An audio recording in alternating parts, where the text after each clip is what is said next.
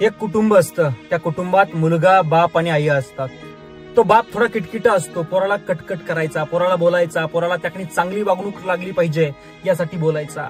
म्हणजे त्याच्या मित्रानं जर नवे कपडे घेतले तर पोरग जर आपल्या बापाला म्हटलं ना, बाबा मला नवे कपडे घ्या, त्यावेळेस तो बाप पोराला सांगत होता जुने कपडे काय फेकून द्यायचे काय, म्हणून त्याला जुनेच कपडे वापरायला लावायच्या. त्याची जुनी सायकल झाली होती, त्याच्या मित्रानं नवीन सायकल आणली, ते पोरग पळत बापाकडे गेलं, बापाला सांगितलं बाबा त्या मित्रानं सायकल आणली, मला पण सायकल घ्या. बाप पोराला म्हणायचा आहे ती वापर. अशा पद्धतीनं बाप त्याला प्रत्येक वेळेस टोमणे मारत होता. पोरग घरात जर त्याकडे हॉलमध्ये बसेल असेल, समोर टीव्ही चालू असेल आणि टीव्ही मुलगा बघत नसेल तर तो बाप पोराला सांगायचा अरे पोरा कशाला टीव्ही चालू ठेवला, तुझा बाप बिल भरणार आहेत का.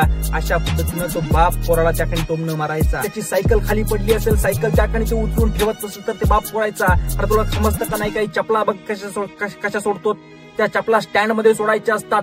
वारंवार तो बाप पोराला टोमणं मारायचा.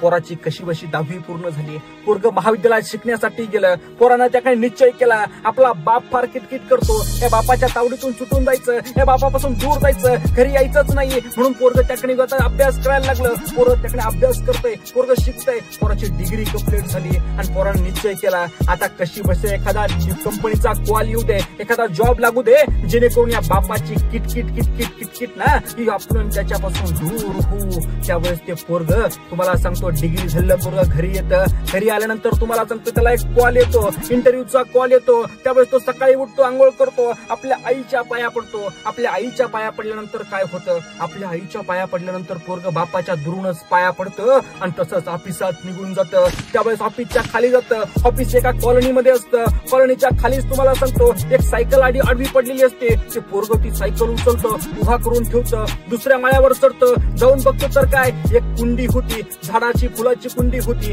ती कुंडी खाली पडली होती. ते पोरग ती कुंडी उचलतं आणि त्या वरती ठेवतं. त्यावेळेस वरती जातं. वरती गेल्यानंतर बघतो सगळ्या चपला अस्तव्यस्त झाल्या होत्या. तो त्या चपला थोड्याशा त्याकडे चपला पालथ्या पडल्या होत्या, अस्तव्यस्त झाल्या होत्या. थोड्या चपला त्याकडे दरवाजापासून बाजूला सारतो आणि आतमध्ये जातो. तो बघतो तर काय 10 ते 12 जण त्याकडे इंटरव्ह्यू साठी आलेले.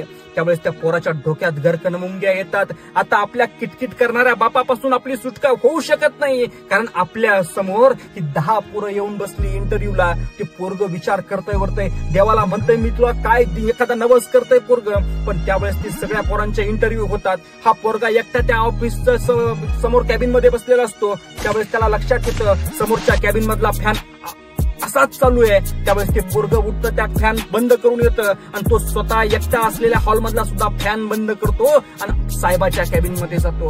त्यावेळेस साहेब त्याला म्हणतात काय दाखवा तुमची फाईल, दाखवा तुमचा रेझ्यूम. त्यावेळेस ते पोरग साहेबांना त्याकडे रेझ्यूम देतं आणि रेझ्यूम देतानंतर काय तो साहेब म्हणतोय हे घरा तुमचं त्या ठिकाणी जॉबचं ऑफरिंग लेटर.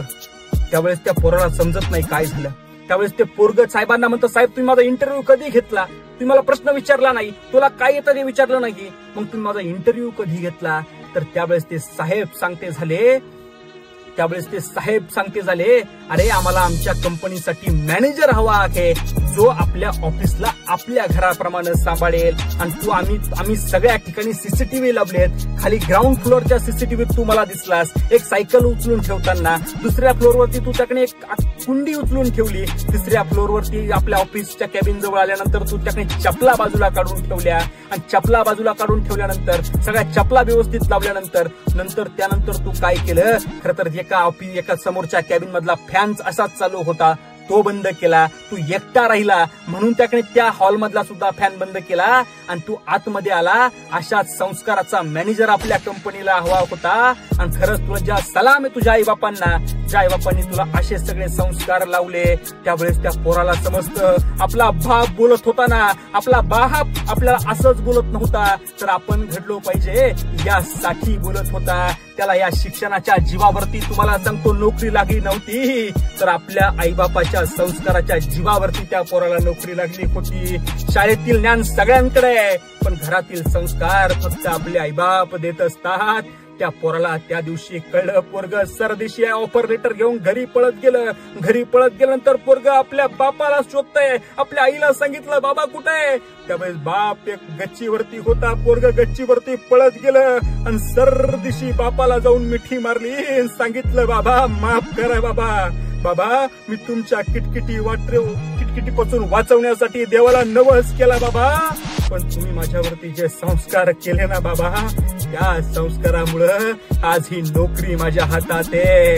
याच्यातून आपल्याला बोध असा घ्यायचा आहे, आपला बाप बोलतो, आपली आई बोलते, आपले आजोबा बोलतात ना, ते आपल्या भल्यासाठी. आपल्याला वळण लागलं पाहिजे, आपल्यावरती संस्कार झाले पाहिजे, यासाठी आपले आईबाप बोलत असतात.